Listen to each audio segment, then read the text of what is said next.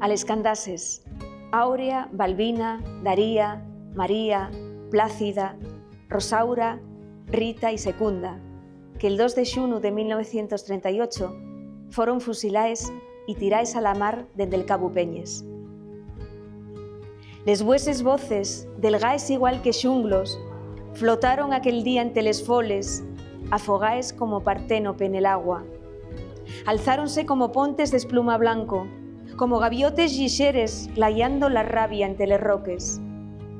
Un naufraxio de llarimes dibuixó los vuesos nomes ente el sable, y el nordés esparciólos como ceniza mollao, desfaciéndose en el aire.